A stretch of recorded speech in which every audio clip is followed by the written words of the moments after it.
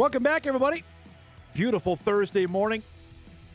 Plenty of high school stuff going on today. We got region tournaments going on. EDC baseball starting up today. We're going to find out who's qualifying for the Class B baseball and softball tournaments. They get going a week from today. Class B softball is at NDSU. Class B baseball is at Newman Outdoor Field. Looking forward to that. And as I mentioned, we'll have all those coming up for you a week from today. We're also apparently in the heart of basketball recruiting season because you look up now and there's offers aplenty going out, and it's not for 2026.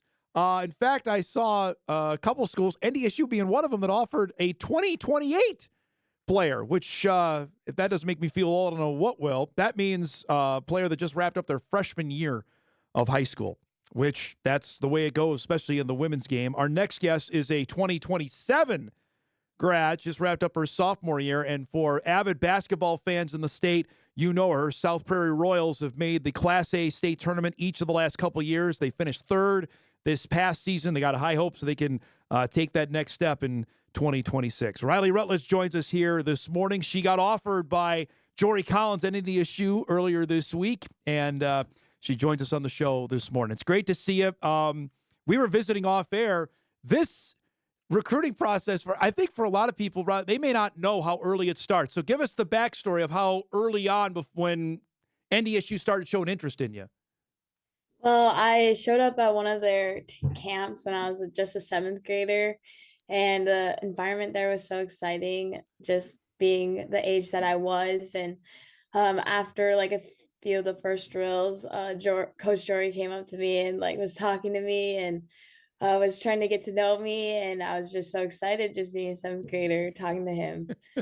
And then after the year before my freshman year, after camp, Coach Jory talked to me after, was talking about how he really liked me and really wanted to get to know me, and they were going to start calling me. So it was really exciting. So this is almost 2 years ago that conversation happened.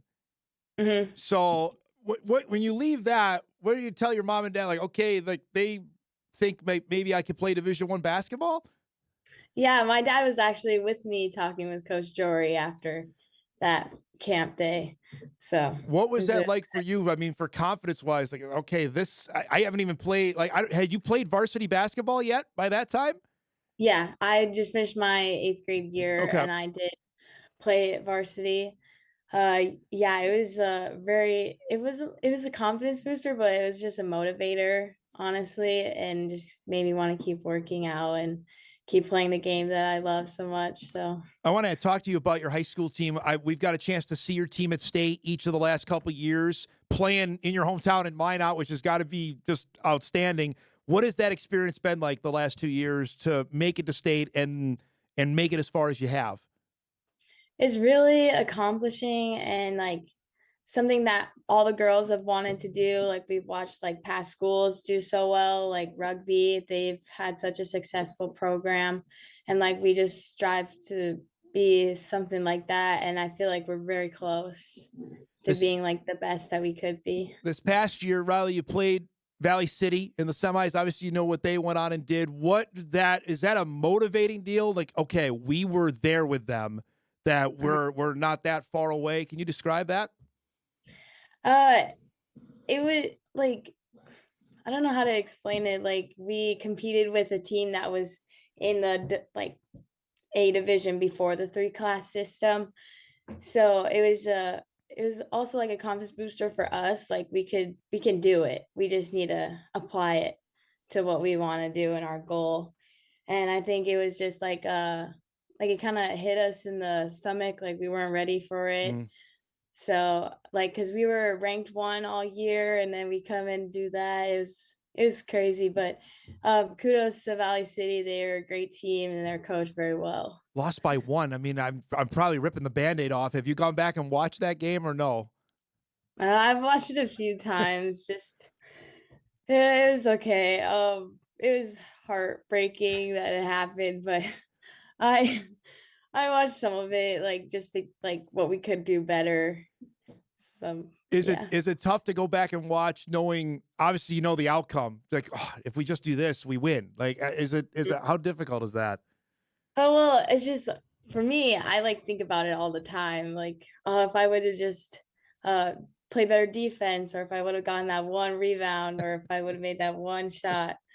But it's a team thing, and all the girls know that. Like, no one is like one reason why Yeah. we lost. It was just a team thing, and all the girls know that, and we were proud of ourselves either way, because Well, it's a big thing to I'm accomplish. always interested on the next night to come back and play for third. What was that like? That game, the mentality of, we're not playing in the game we want to. What was that like going into that one?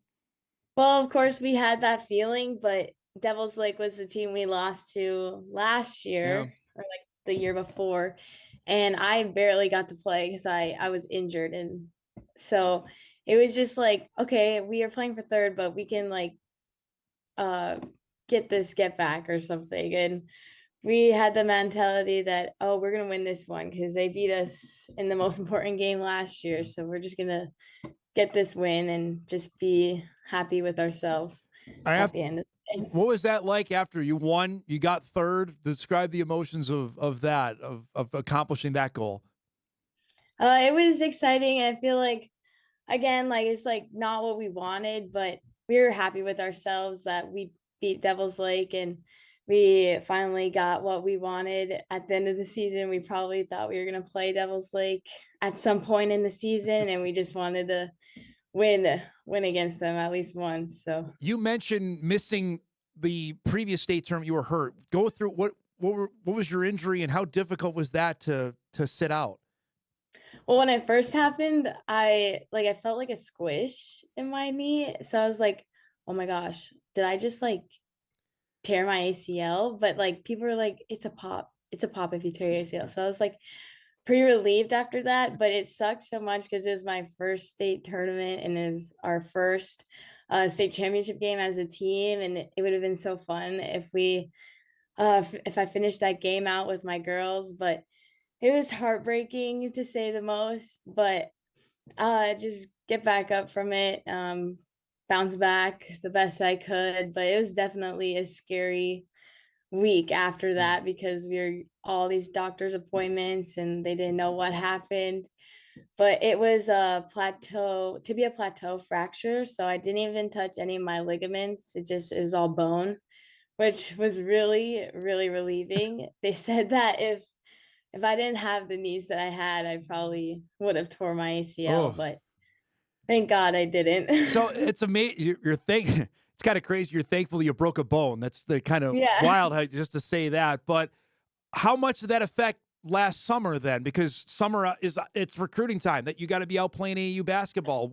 How much did that slow things down, or did it? Uh, I would say like the only thing that had slowed down was the my time with the new team. It was my first year with Sanford Sports, so I kind of missed out on some of the chemistry on the floor, but I was trying to work on it off the floor.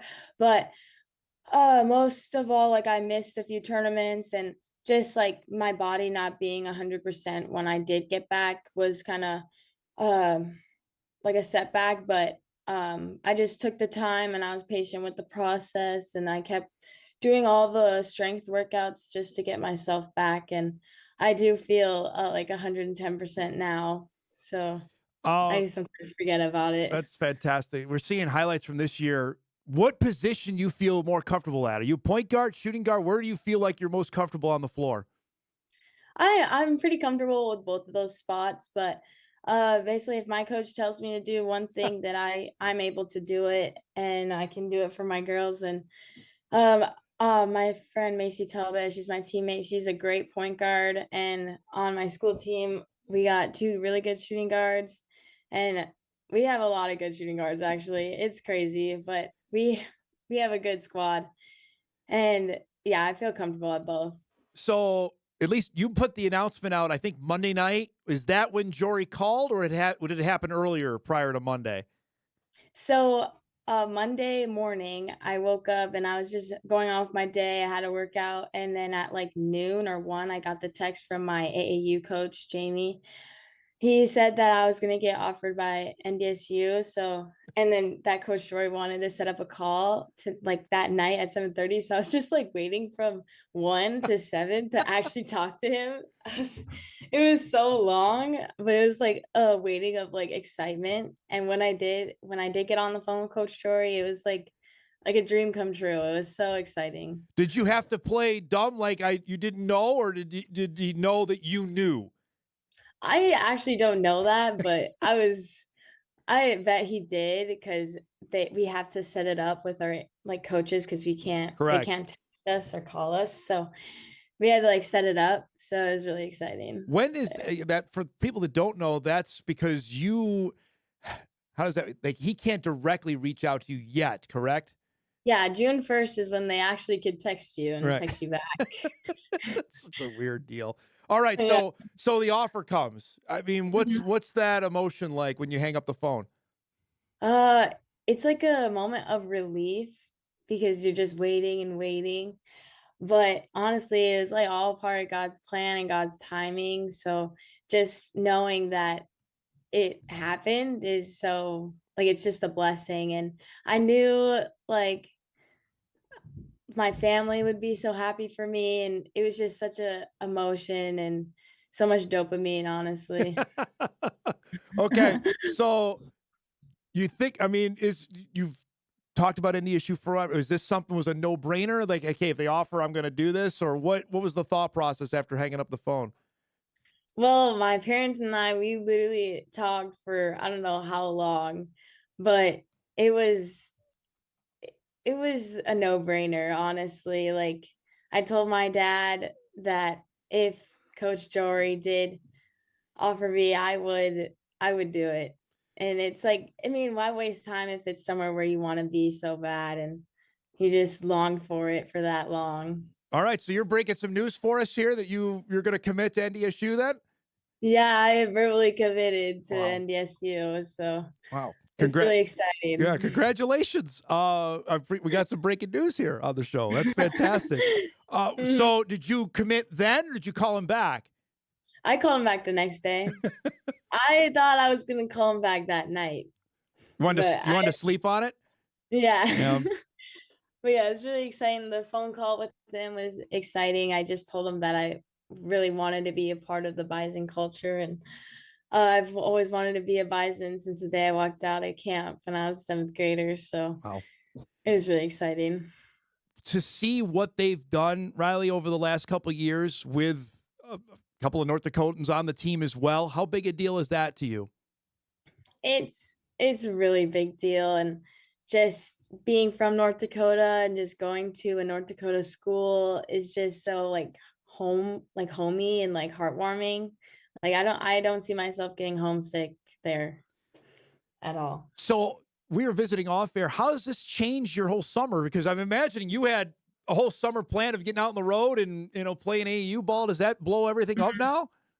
Well, not like the AAU tournaments and like practices, but like just all the elite camps and like college camps and just saying like my mom had to cancel a few things, but it's exciting that I can go to the NDSU camp and just be like, oh, this is my future home, and it's just really exciting.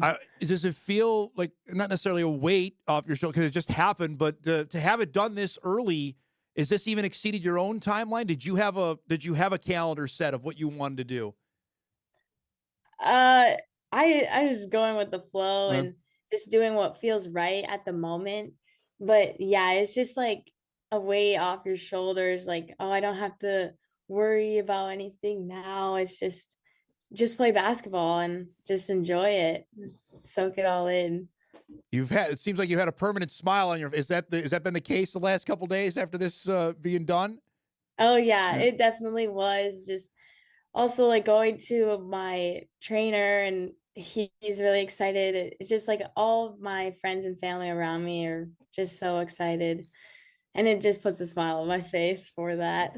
Well, I appreciate you sharing that info with us today. That's awesome. Last thing before I let you go, then what do you see what you need to do now to get? I mean, granted, it's 2 years before you're even done with high school. Where do you want to get better? What areas you want to say? Okay, this is where I got to go before I'm ready for college.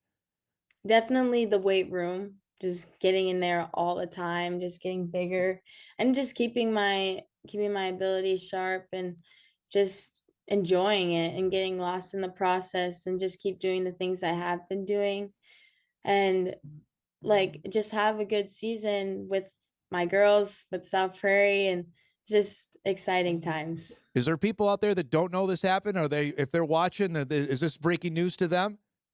Oh, some it might. Uh, Nice. All right. That's what I like to yeah, hear. but Fantastic. I'm going down to campus tomorrow morning, so it's really exciting then Awesome. too. Well, I appreciate you sharing the news with us here. That's Yeah. fantastic. Congratulations. Stay healthy. Have a great summer, and we'll hopefully see you again next winter when you guys are roaring again. All right. Yes. Thank you so much. Appreciate it. Rylee Routledge from South Prairie High School in Minot, North Dakota, announcing here on Hot Mic. There you go, folks, that she is verbally committed to play basketball at North Dakota State. Class of 2027, not necessarily right around the corner, but that's the way it works, especially in the women's game. That she didn't want to hesitate. You heard that. She wanted to go, and done deal. Appreciate her coming on this morning. And how about that?